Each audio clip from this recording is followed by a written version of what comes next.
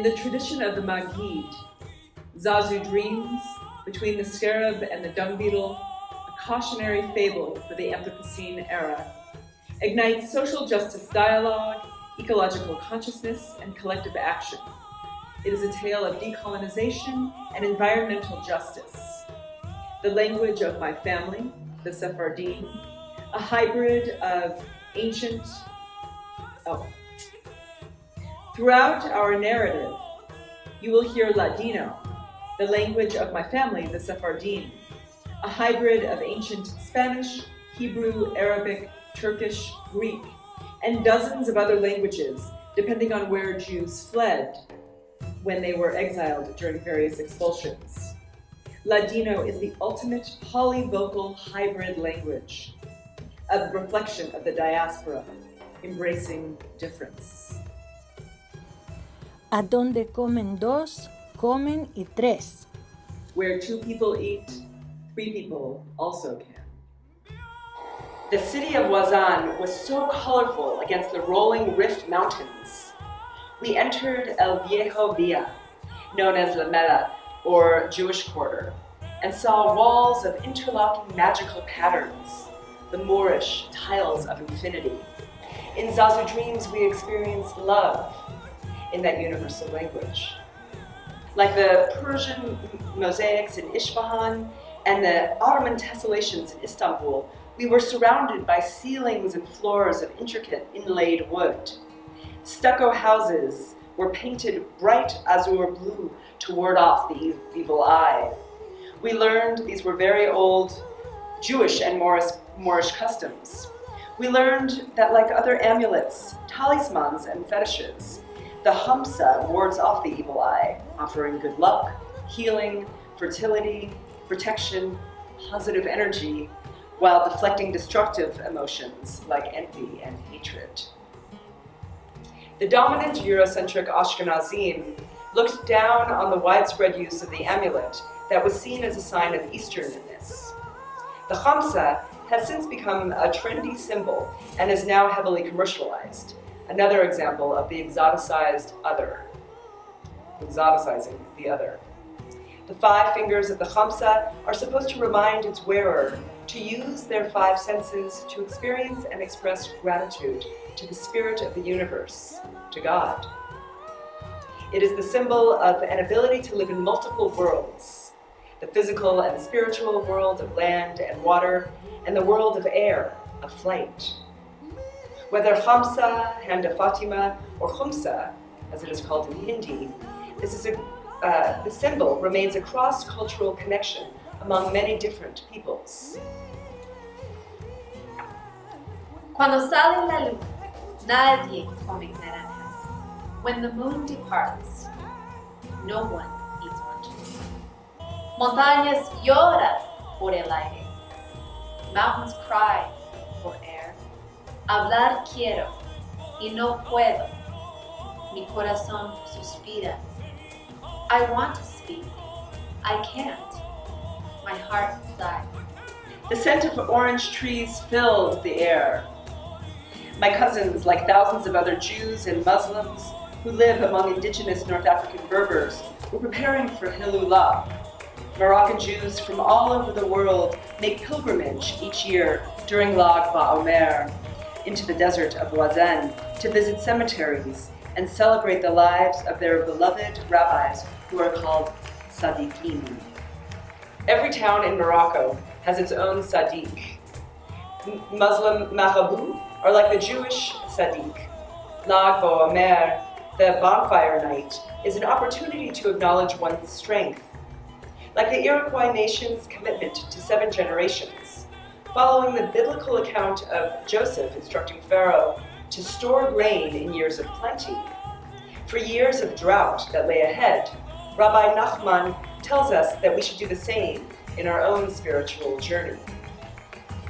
Near the tombs of their Sadiqim, known for miraculous powers after death, we met families living in big tents and sharing traditional food. They camp out under the stars for a week of meditation, prayer, studying the sacred Zohar, song and dance, and lighting bonfires for miracles for their rabbis. Strangers who enter the tents are welcomed and fed. The Talmud tells us the mitzvah of hospitality honors God and is as holy as Torah study. Hospitality teaches us compassion and empathy, both integral to ritualistic prayer. We prayed for healing, a sense of communal belonging, a reconciliation with the earth. We expressed our deep, deep gratitude for the spirit of the universe. Muslims do this too. We prayed to our revered Sadiq for an end to profit-driven biocide. We prayed for an end to the monoculture of the mind. Vandana Shiva decries, "You really need to have a brutal mind. It's a war against evolution to even think in profit-driven terms."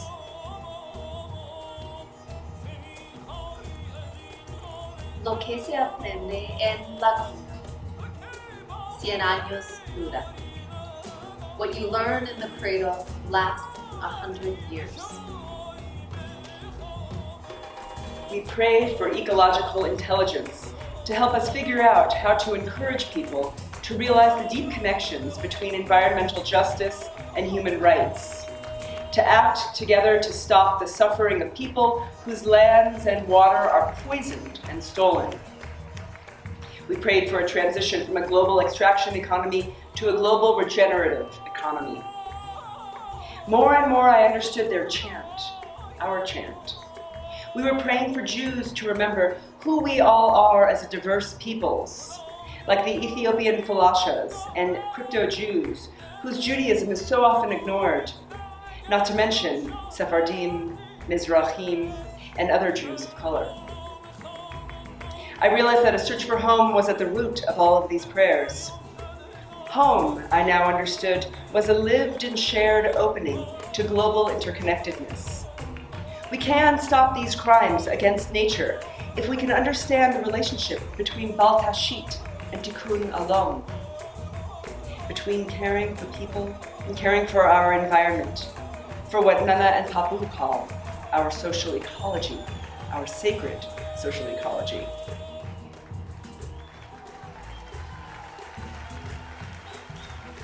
Amuéstrate como amigo en la hora mala. Like a friend, act like a friend in difficult times. Suddenly, our whale spy hopped up and up and up. We were shifting from one quantum wormhole through another. Our aerial views of the Maghreb looked like mosaics that extended forever and ever. As we shot up higher, we saw hundreds of Moroccan carpets laid out across the old city of Marrakesh. As we left the Earth's atmosphere and its familiar magnetic field, our humpback was no longer able to navigate. We were grateful for the dried, odorless map, since we knew our voyage home through clouds of gas and stardust would be challenging. As in the beginning of our story, gas and dust are the origin of life, the origin of home. And remember, the stars insisted, J. Krishnamurti warned your human species. He said, it is no measure of health to be well adjusted to a profoundly sick society. The heavenly constellations were singing to us in fragmented puns. This mazalot of planets, moons, and stars suddenly became the mosaics we had seen in temples throughout our travels. Mazalot are heavenly constellations that live among us. The Zohar and Midrash tell us there is no blade of grass that does not have a constellation, mazalot, over it, telling it to grow, encouraging it to grow. Because the Talmud continues to expand with infinite interpretations, it too is a constellation. We were on our way home with more questions than answers, puzzle pieces that I knew were somehow connected. But I wasn't sure how. I just knew we had to understand them in relation to each other if we were going to create social and environmental justice. I wondered, were the constellations shattered light looking for home.